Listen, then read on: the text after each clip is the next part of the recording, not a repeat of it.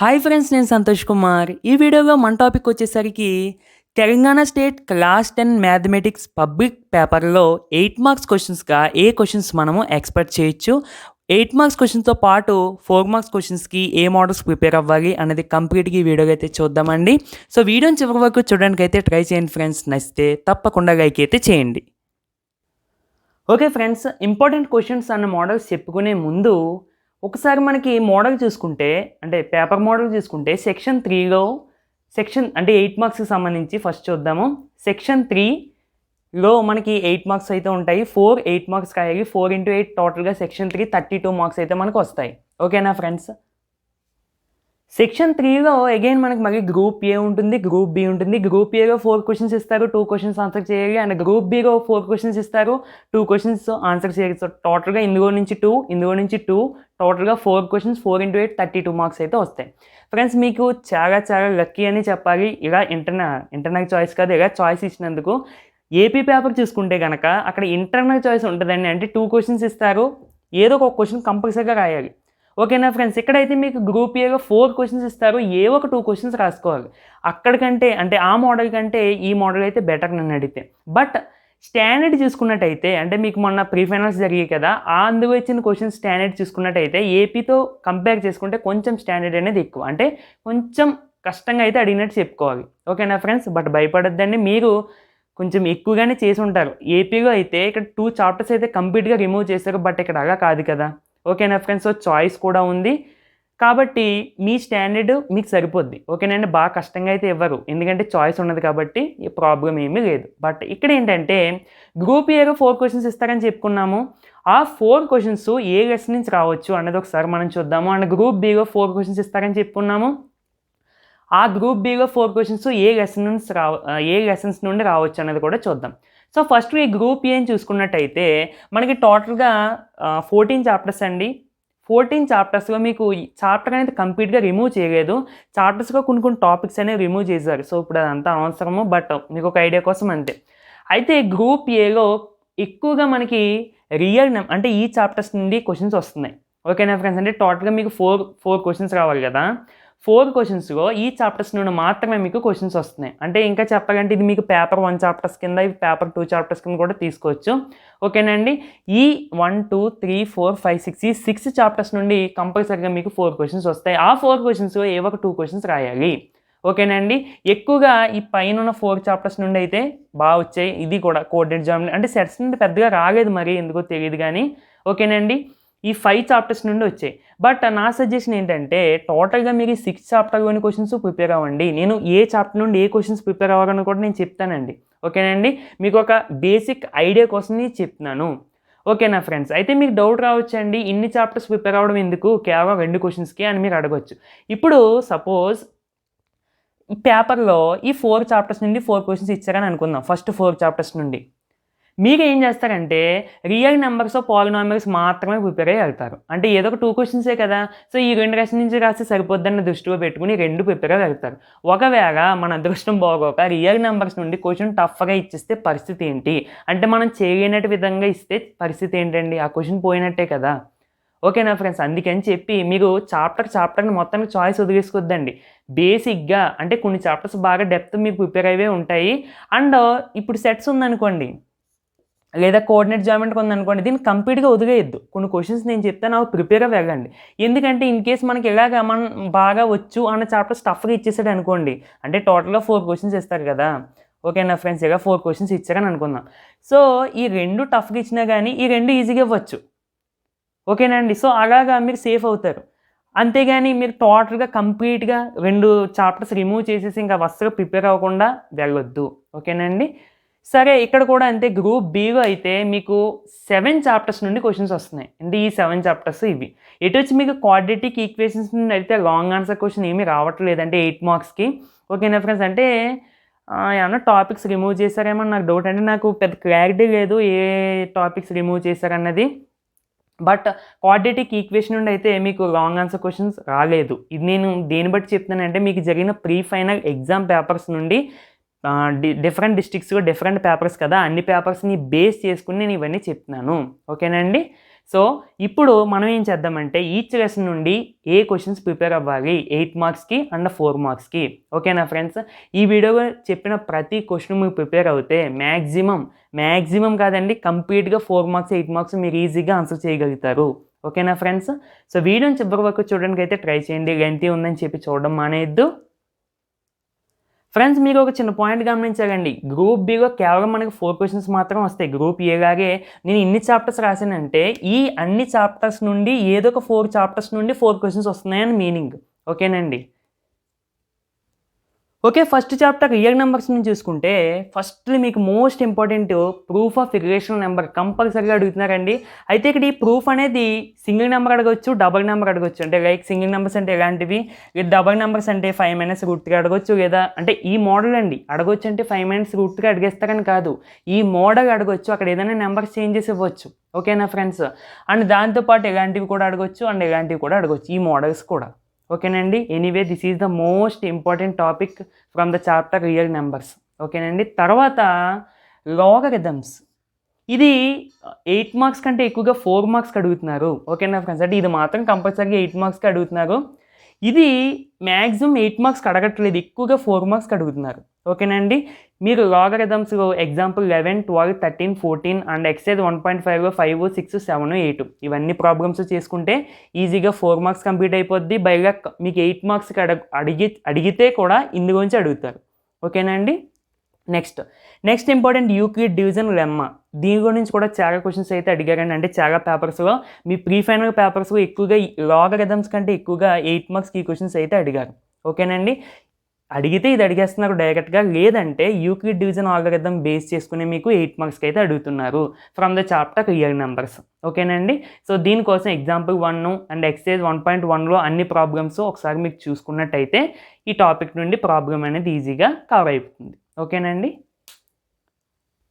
Okay friends, తర్వాత chapter sets చూసుకుంటే, అంటే సెకండ్ చాప్టర్ సెట్స్ చూసుకుంటే మనకి ఇందులో ఎలా అడుగుతారంటే మ్యాక్సిమం సెట్స్ నుండి అడగట్లేదండి, ఎక్కువగా అయితే అడగలేదు మీ ప్రీ ఫైనల్ పేపర్స్లో.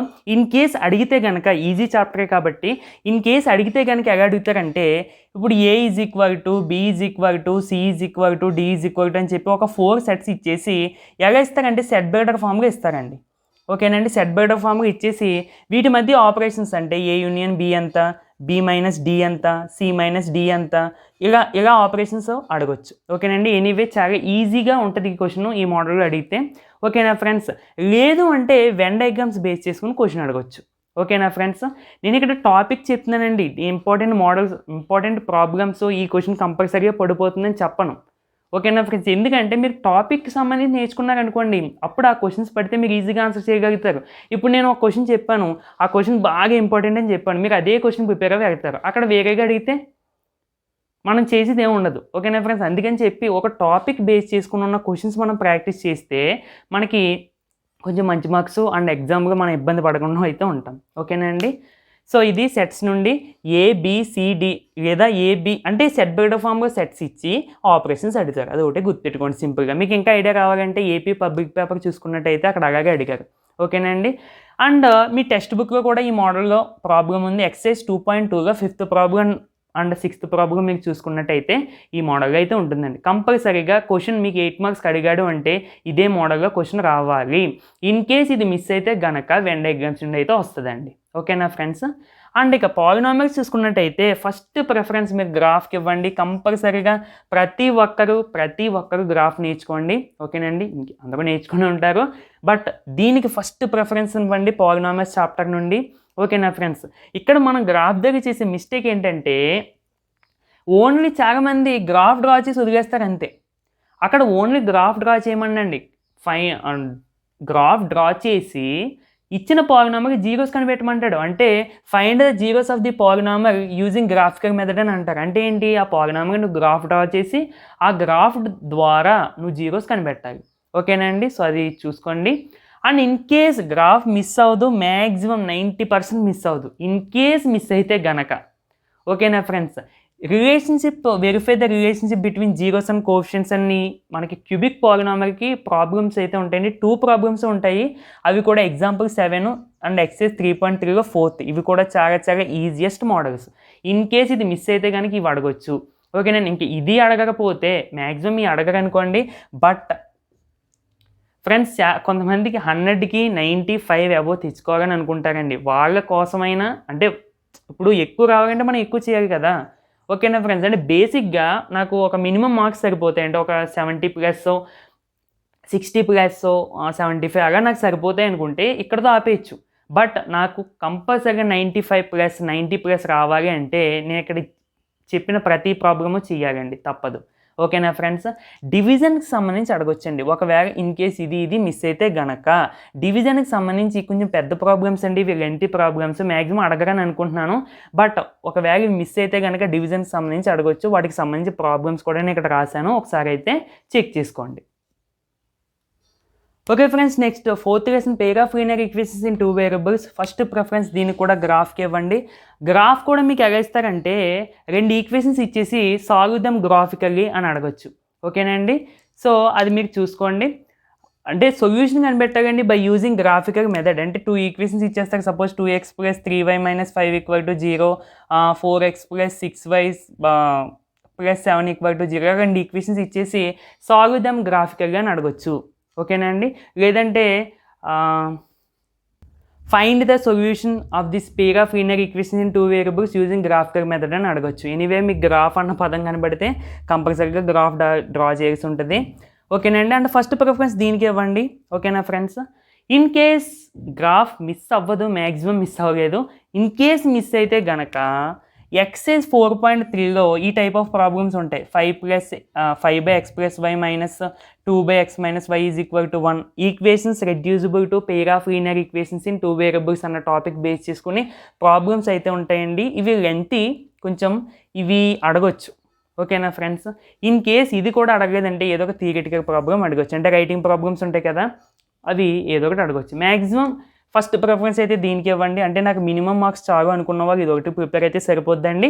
బట్ నాకు ఎక్కువ మార్క్స్ కావాలి అనుకుంటే మాత్రం తప్పదు.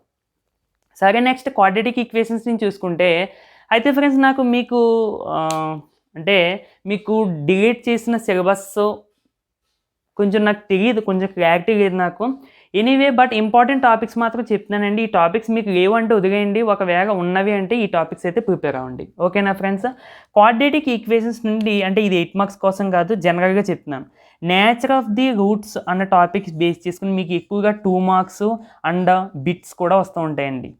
ఓకేనా ఫ్రెండ్స్. జాగ్రత్త నేర్చుకోండి. అంటే b² - 4ac <0 అయితే ఏంటి, b² - 4ac <0 అయితే ఏంటి, సో b² - 4ac = 0 అయితే ఏంటి, అవి ఉంటాయి కదా. సో అది నేర్చుకోండి.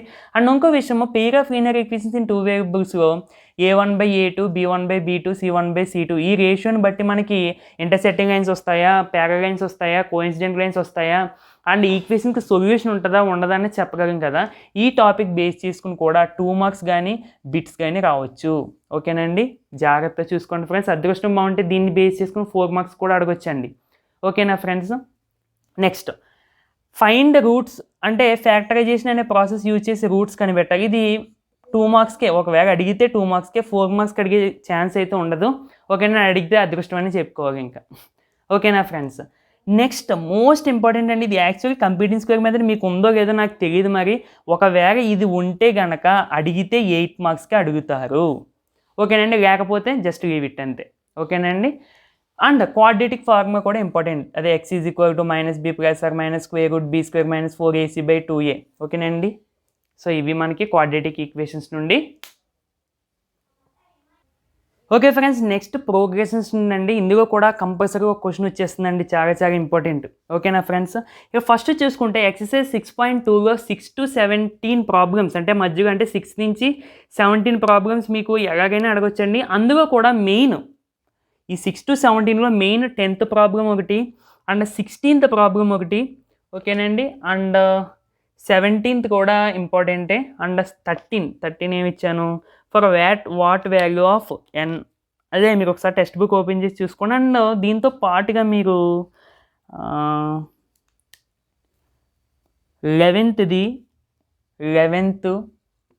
అండ్ ఇంకోటి ఏంటంటే 7th. అంటే మీకు అంత డెప్త్గా అయితే అడగట్లేదంటే 10, 16, 17, 13 ఇవి చెప్పాను కదా. వీటిని బేస్ చేసుకుని అయితే ఏ క్వశ్చన్ అడగలేదు. ఎక్కువగా మిమ్మల్ని ఏ టైప్ ఆఫ్ క్వశ్చన్స్ అడిగారంటే how many 3 digit numbers divisible by or divisible by 7. So అలాంటి క్వశ్చన్స్ అయితే అడిగారు. ఓకేనా అండి.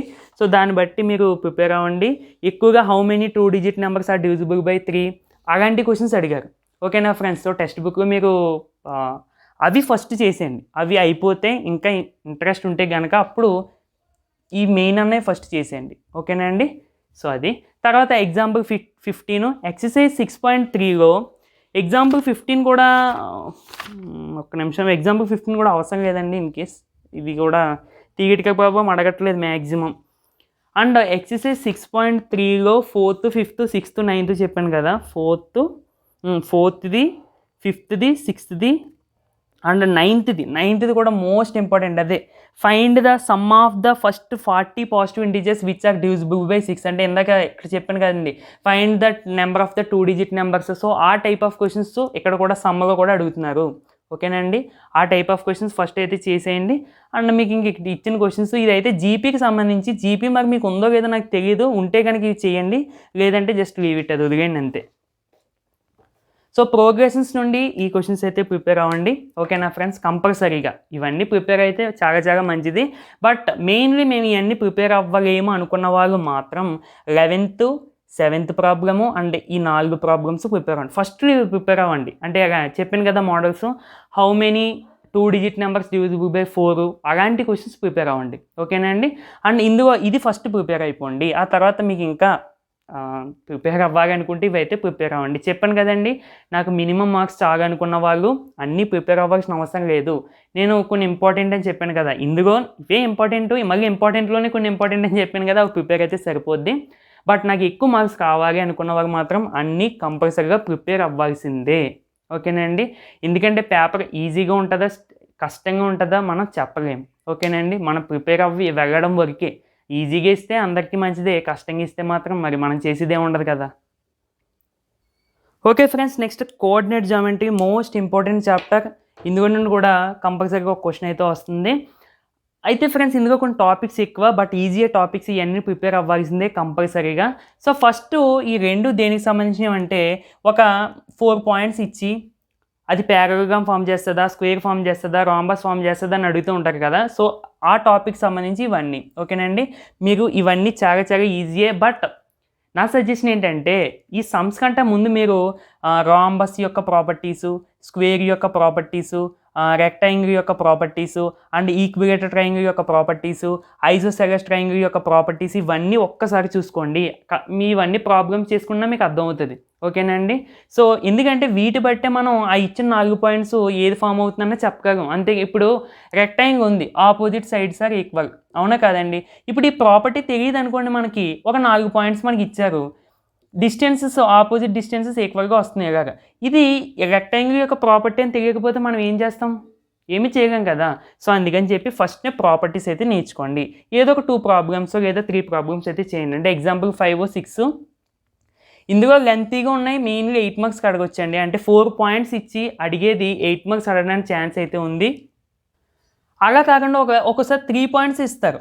3 పాయింట్స్ ఇచ్చి ట్రయాంగిల్ సంబంధించి ప్రాబ్లం ఉంటుందండి. ఎగ్జాంపుల్ 5 ఎగ్జాంపుల్ 6 ఒకసారి మీకు చెక్ చేసుకోండి. అలా 3 పాయింట్స్ ఇస్తే ఇది 4 మార్క్స్కి వచ్చు మ్యాక్సిమం. 8 మార్క్స్కి ఇస్తే అదృష్టం అని చెప్పుకోవాలి. కాకపోతే ఇలా 4 పాయింట్స్ ఇచ్చి రెక్టాంగిల్ ఫామ్ అవుతుందా, పారాగ్రామ్ ఫామ్ అవుతుందా అని అడిగితే మాత్రం కంపల్సరీగా 8 మార్క్స్కి అడుగుతారు. ఓకేనా అండి. అయితే విషయం ఏంటంటే, ఇక్కడ మీకు ఇప్పుడు జరిగిన ప్రీ ఫైనల్ పేపర్స్లో ఎక్కువగా అడిగిన క్వశ్చను ఈ టాపిక్ నుంచి అడిగారు. Find the trisectional points most important అండి. ఫస్ట్ మీరు దీనికంటే ముందు ఇదైతే నేర్చుకోండి.